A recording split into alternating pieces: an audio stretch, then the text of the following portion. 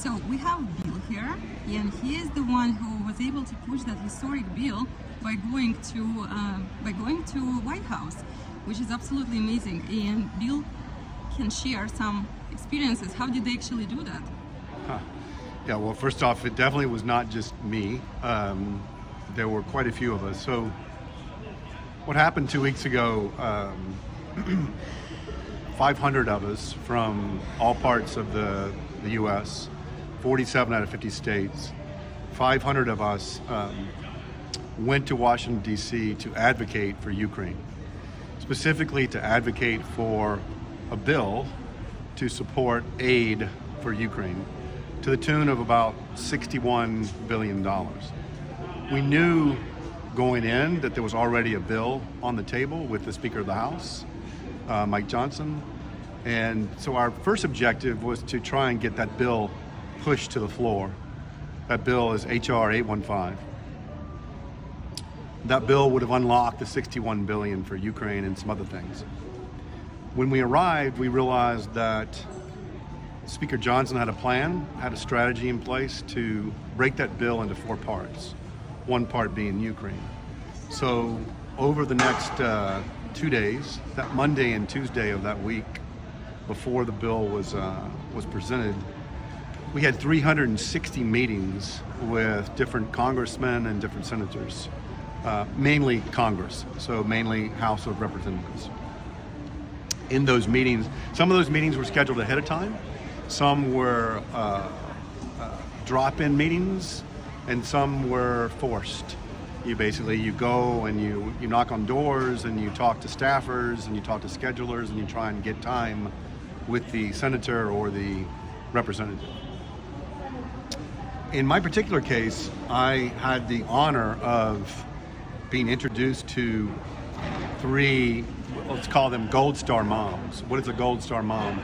A Gold Star mom here in the U.S. is a mom who has lost a child at war, a U.S. soldier who has fallen. And so they're called Gold Star moms. Well, in this case, I was introduced to 3 moms who lost their sons in Ukraine. All 3 sons volunteered early on in 2022 and lost their lives last summer on the battlefield. So I spent a good bit of time with these 3 amazing women, and they attended a number of meetings with me. And in those meetings, their stories were incredibly powerful. I mean, the story of Ukraine by itself is powerful, what's happening in the country, what's happening at the front. And then to add in the story of 3 moms, it really had an impact. In particular, it had, in my opinion, it had an impact on Congressman Ro Khanna from California. He's actually from my district, from California 17. And Congressman Khanna was absolutely touched by the stories from these women. He was touched by the stories from others, touting their situations with their own family members in Ukraine. We met with the office of Speaker Майк Джонсон. We were able to do a walk-in, do a drop-in, meet with a staffer. I was with all 3 women at this time, Carla Weber, Terry Lawrence, and Allison McGowan, who lost their sons, Andrew, Lance, and Jericho. And we were able to tell their stories, or they were able to tell their stories to this staffer. We were able to get a photo with the staffer. And so immediately following that meeting, which was on Tuesday afternoon, I sent the staffer a photo of these 3 women and herself. And I said to her, please make sure that Speaker Johnson not only receives this photo, but hears the stories of these Gold Star moms. I'd like to think in my heart of hearts that that evening, this staffer presented those stories to Speaker Johnson, because based on his language the next day, on Wednesday when he gave his press conference. Why are you willing to risk losing your job over this Ukraine funding? Listen, my philosophy is you do the right thing and you let the chips fall where they may. If I operated out of fear over a motion to vacate, I would never be able to do my job. look, history judges us for what we do. This is a critical time right now, a critical time on the world stage. I could make a, I could make a selfish decision and do something that's different, but I'm doing here what I believe to be the right thing. I think providing lethal aid to Ukraine right now is critically important. I really do. I really do believe the intel and the briefings that we've gotten that I believe Xi and Vladimir Putin and Iran really are an axis of evil. I think they're in coordination on this. I think that Vladimir Putin would continue to march through Europe if he were allowed. I think he might go to the Balkans next. I think he might have a showdown with Poland or one of our NATO allies. I could tell that his heart had been touched in one way or another. He spoke a lot about his own son. He spoke a lot about sending bullets versus sending American boys and girls to fight. And I think he really leaned in on supporting Ukraine. And I think it should be this is going to be a turning point. This is a turning point for America. This is a turning point for Ukraine. The next few months, we'll see some big change and maybe get to a point where there is peace or some kind of victory for Ukraine. So.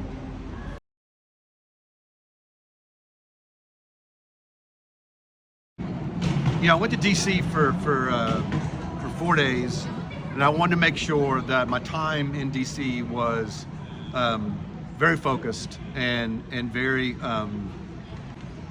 very focused on getting this bill, any form of this bill, passed for Ukraine. And I wasn't going to really stop at anything. Closed doors weren't going to stop me. Not responding to emails wasn't going to stop me. Not responding to text wasn't going to stop me. And so after my meeting with Congressman Khanna, which was in the Capitol building, I came down from the Capitol steps and I noticed that Marjorie Taylor Greene was doing an interview on the street. And so I took it upon myself to follow her after she did this interview and just got next to her and said, "Ma'am, I'd like to have a conversation." She gave me a look like, who are you? Who's this crazy person approaching me? I said, "I'm not a crazy person. I just want to talk to you about Ukraine." She said, "Well, you're not going to convince me of anything." And I'm like, "I'm sure I'm not, but I just want to make sure that you hear my side of the story as an American citizen." We walked across the street. Her staffer started filming our conversation, and we went off into this courtyard area and had about a 4-minute conversation. I would say that we didn't agree on anything. She definitely is anti-support for Ukraine. She thinks that everyone should be focused on negotiating with Putin. I had some responses to her on that. She also is concerned that we're spending too much of the taxpayers' dollar. My response to her was that, look, 80% of the funds that are going to be part of this bill are going to go right back to the industrial base, the military base for the U.S. We're going to be able to advance our own weaponry. So my question to her at the very end was, do you understand that you promoting $0 aid to Ukraine is going to cost millions of lives? And ultimately it's going to cost lives of Americans, because Putin will move through Ukraine and he will make this a war about Europe, and we will absolutely get involved. And so I'm curious as to why you have this huge stance against Ukraine. And as she walked away, I said, "Do you realize millions of lives are going to be lost?" And she turned around and said, "Too bad." Come on. Hey, this is your chance to fight communism, Mark. This is your chance to fight communism. That's disgraceful. Those two words will stick with me for the rest of my life. And I realized at that point, this is a person that has a position that I hope to God never sees the light of day in our future.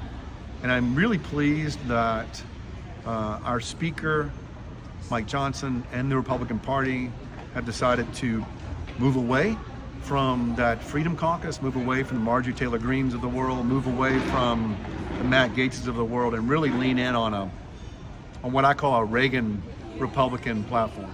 I think that's fantastic. We'll see how all that plays out in the future. So, Thank you so much, Bill. Слава Україні! Slava Ukraine. Thank you. Thank you.